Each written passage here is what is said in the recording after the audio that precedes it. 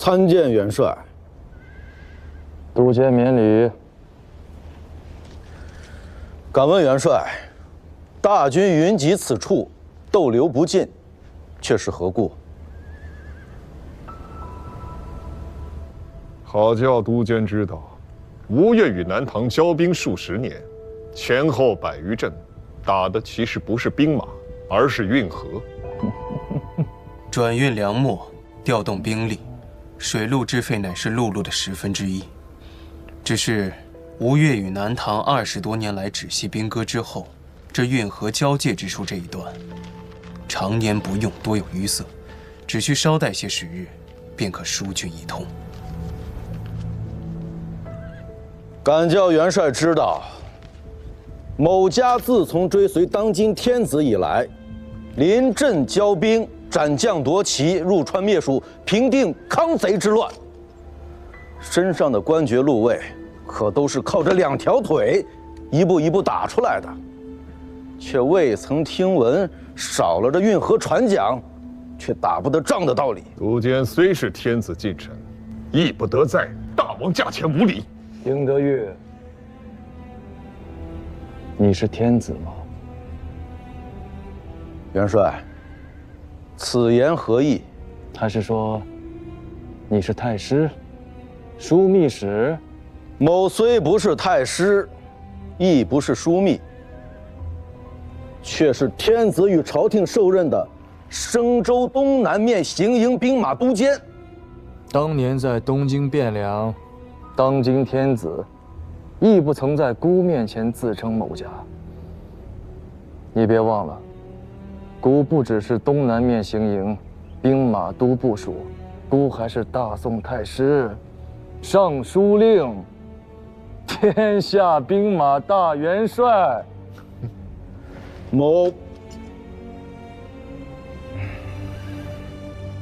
末将并不敢对元帅无礼，只是临行之时，受天子与朝廷所托，不敢怠慢军务，贻误军机。哦，受天子所托，拿给他看。你自家看清楚了，这上面是谁的字？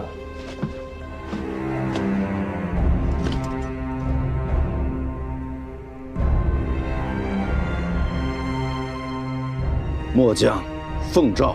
滚！末将遵命。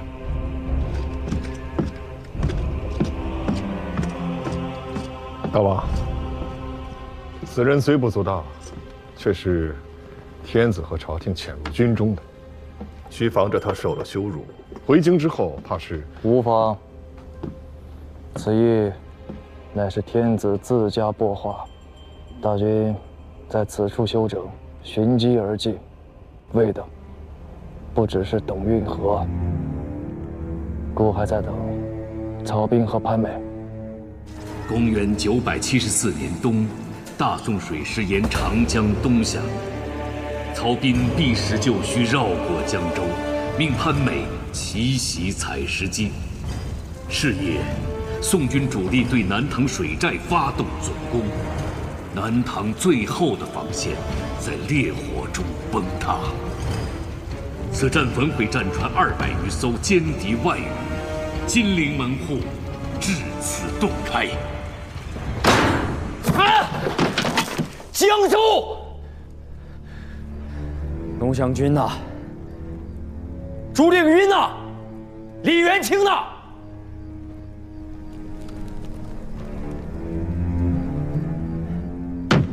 谁能救得了江州？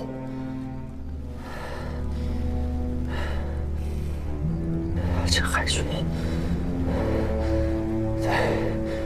陈海军，拟诏命郑彦华率镇海军西调，无论如何一定要救下江州。陛下，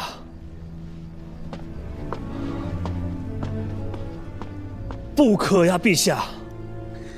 镇海军乃是京师东面的一道屏障，一旦吴越被蒙，镇海军乃是我大唐抵御吴越大军的最后一道防线呀！前世怎么会被蒙？前王那里亲家不是说万分妥当吗？崇明镇不是已经割出去了吗？镇海军等3军的粮饷、甲胄、器械，不都是由那吴越的黄龙社在供给的吗？陛下，防人之心不可无呀。与吴越盟约是一回事，整顿军备、防其觊觎是另外一回事。京东之地，如今有3军镇守，故而前王才会屯兵于苏州，与宋国虚与委蛇。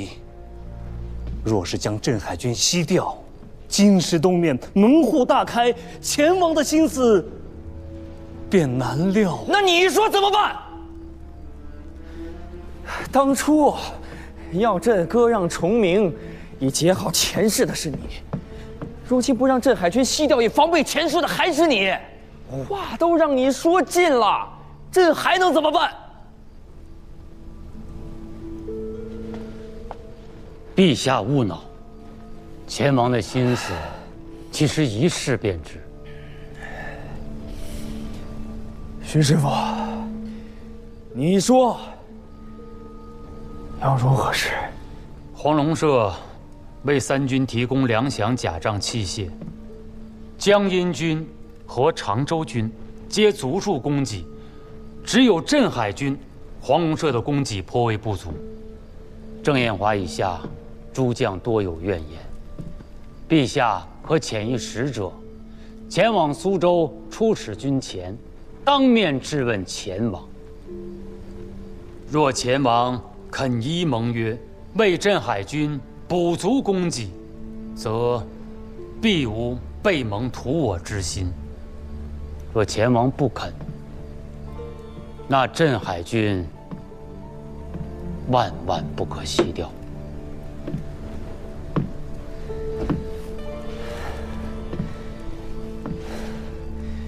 徐师傅，这才真的是谋国之言。那前王那里就劳烦徐师傅代朕辛苦一遭。诺。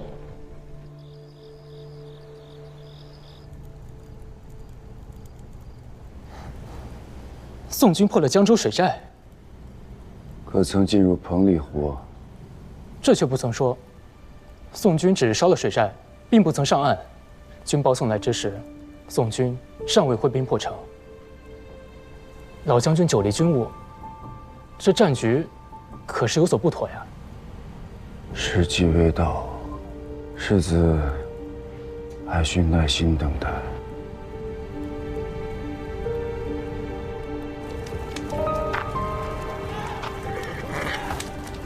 前王不肯见老夫。吴越一军13州，举国皆为宋臣，而今两国交兵，若大王见了徐公，便是叛国之罪。徐公，请回吧。背信弃义呀！背信弃义！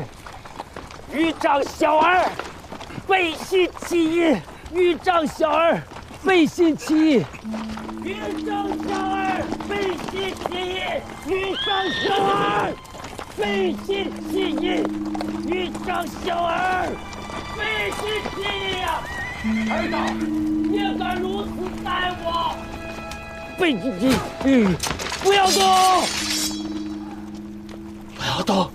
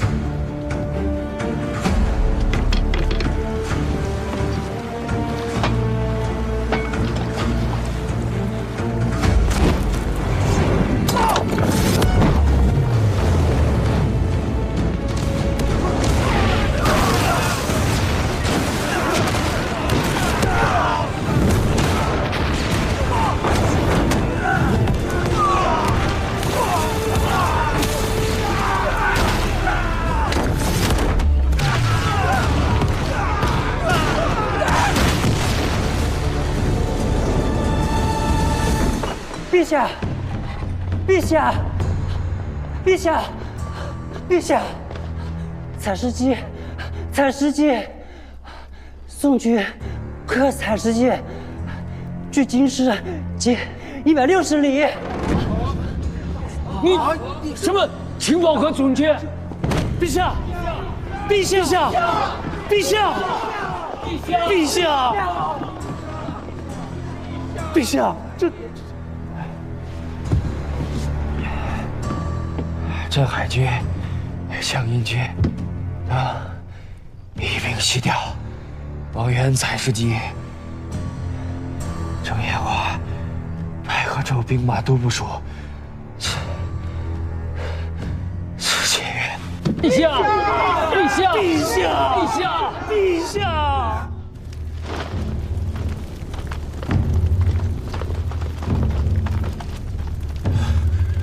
太尉，枢密催促发兵的基地已经第12岛了。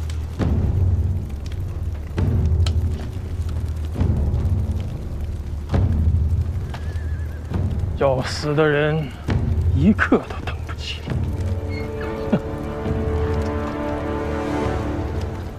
走吧，这条路走了60多年，也该走到头了。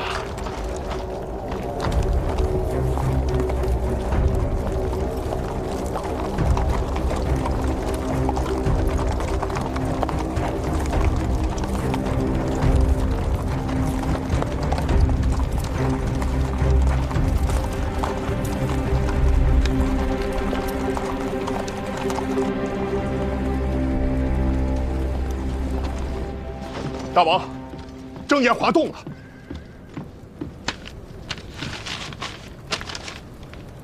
镇海军全军皆动，镇海军、江阴军都动了。图。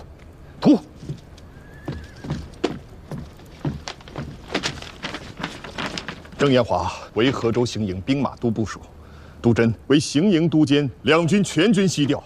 现如今江宁以东止于江南的常州军兵力不足6000。江左3州，由此处到江宁500里路程，门户洞开。大王，古谚有云：“天欲福取，反受其咎。”江阴军那边，阿平准备的如何了？阿平妥当。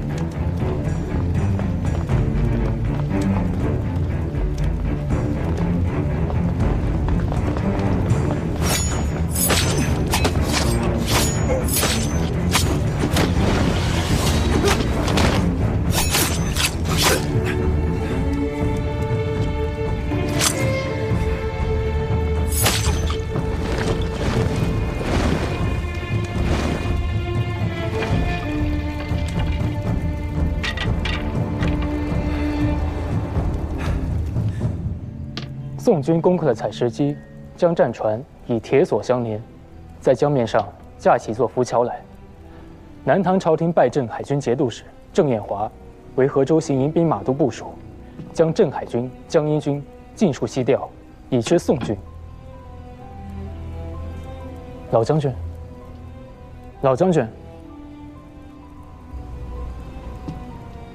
世子殿下的机会来了。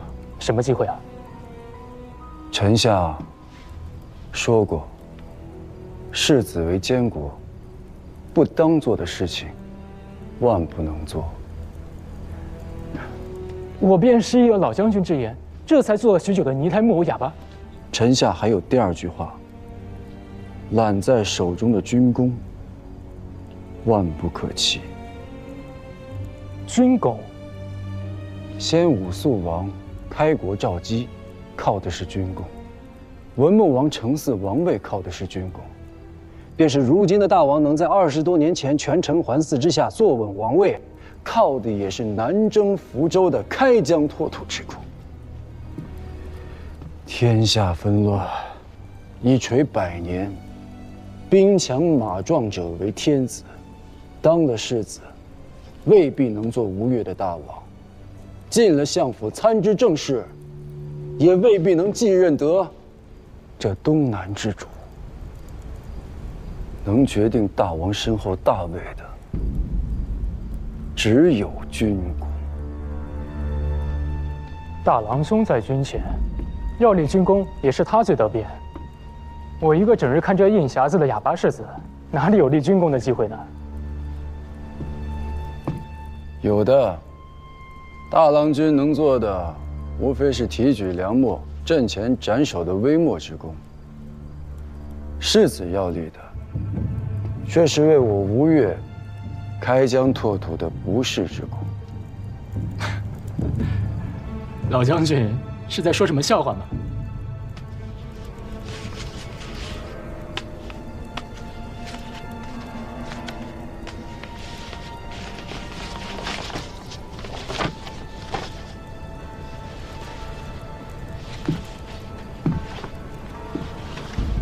世子，请看，宋军已然攻克江州水战，大江南岸的江州、池州、歙州、洪州、饶州、信州，此时必然军心浮动。老夫在金陵盘桓了几十年，这些州县的长吏大半都有些交情，只需一封大王的教命在手，此6州顷刻之间便可更易其职，由南唐李家的郡县变为我吴越前世的疆土。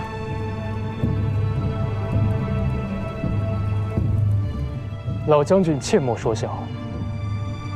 宋军兵锋，以敌采石矶，江右6州已是宋主的囊中之物。此时我吴越伸手去夺此6州，岂不成了虎口夺食？这哪里是向南唐拓土，这分明是向大宋拓土啊！老将军切莫说笑。宋军兵锋，以敌采石矶，江右6州已是宋主的囊中之物。此时我吴越伸手去夺此6州，岂不成了虎口夺食？这哪里是向南唐拓土，这分明是向大宋拓土啊！世子英锐，看得明白，只是世子忘了时间。时间？从荆楚到采石，水路2000余里，宋军一跃而下，攻克江州、宛口、池州、河州、采石等10余战，大小20余战。世子以为宋军能有何余暇去攻城略地呢？老将军的意思是，宋军此战是置江右6州于不顾，全军取水路急进，直扑江宁城下。若老夫料得不错，此时江右6州各县城头之上，还挂着大唐的道旗呢。6州30余县，老将军能劝得他们尽数一纸归附？世子不信。若我是地方首领，破朝之下，安有完卵？宋天子大军压境，破城之危就在眼前。要是降顺，也该是降宋。我吴越与江右之地未出一兵一卒，何能使之降顺呢？若是老夫有兵呢？国中之事，老将军知之甚详。我虽名为世子监国，护持吴越王印玺，可若无沈相公允准，我这个挂名的世子，一兵一卒都调不动。世子听明白了，是老夫有兵。彭里湖中，3万龙翔军将士，280余艘战船，皆是老夫当年在军中救。若老夫亲入棚里乎？只需一封加盖前王一玺的招降文告，这支兵马便是吴越的龙翔军了。世子，有了这支水陆大军在手，莫说是江右6州，便说是南唐在江南的13州100余县，也皆是我吴越的领土。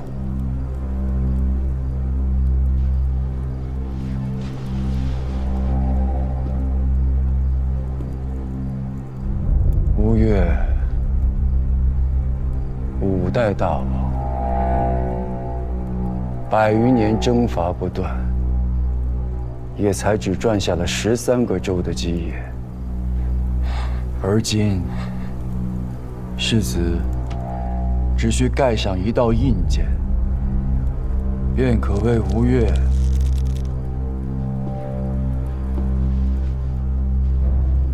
再拓土13州。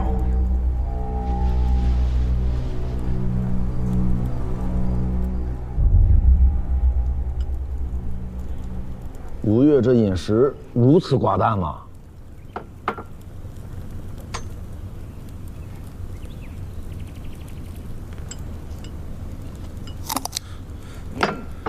大王，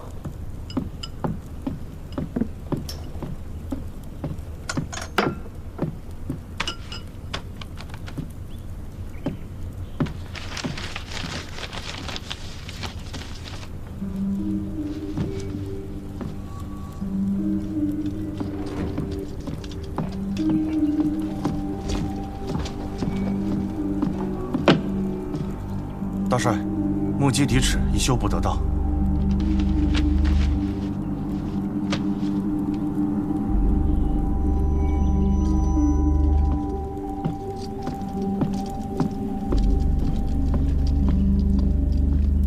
元帅，可是有紧要军情？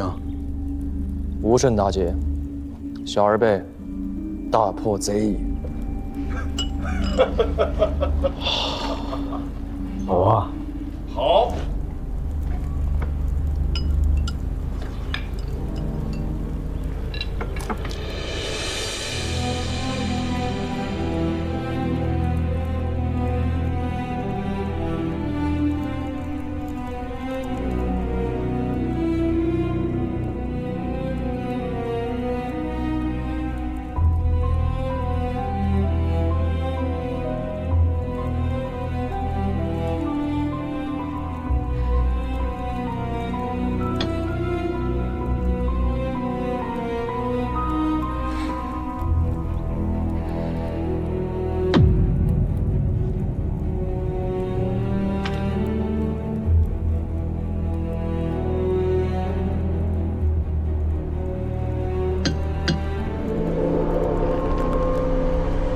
今日，我吴越雄师抵兵立武，助宋伐唐。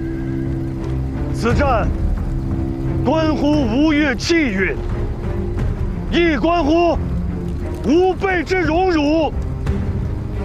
孤知道南唐亦为劲敌，然我吴越豪杰岂有惧哉？诸军当随孤奋力向前，克敌制胜，成吴氏之功业，建太平之殊勋。今刀锋出鞘，必直入江陵。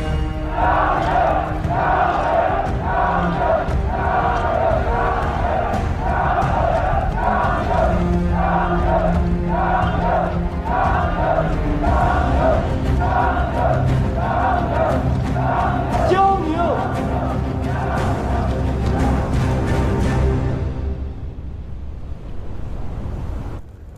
老都头，国家要亡了。从武中王到当今天子，从大吴到大唐，前后91年，国祚巍巍，多少袍泽，斩头沥血，才撑起这一片锦绣江山。如今他要亡了，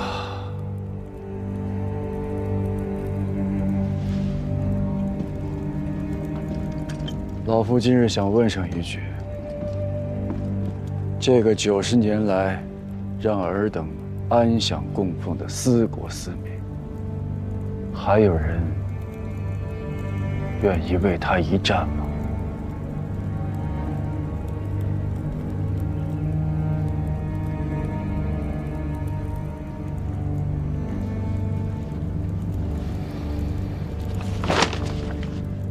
这是吴越钱家小儿的招降本告，上面压着吴越钱王的印玺。尔等当中，若想要寻得一条出路，只需告知老夫，老夫就把他送到杭州去食他钱家的俸禄，去苟全他的残生。老都头，你说的可是真的？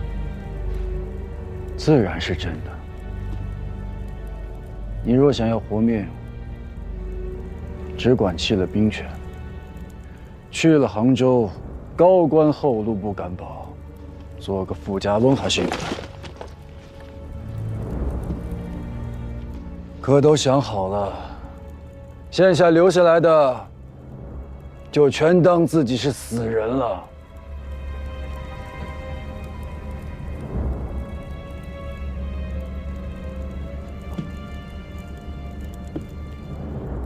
这阵子，老夫一直在想，一个几代人筚路蓝缕，用血和肉建立起来的国，如今国祚江中，还有人愿意为他去死吗？我知道，天子昏聩，不似人君。为了江宁城里那个稀烂的朝廷去死，莫说是诸君，便是老夫也是不愿的。这毕竟不是他一人之国呀，这不是他李氏一家之国，这是自大唐纷乱以来，在杨武忠王抚民定乱的道旗之下，浴血鏖战的数十万将士用自己的血和命拼杀出来的安身立命之国，是江南千万市民耕读劳作，一砖一瓦，一粥一饭建立起来的子孙绵续之国。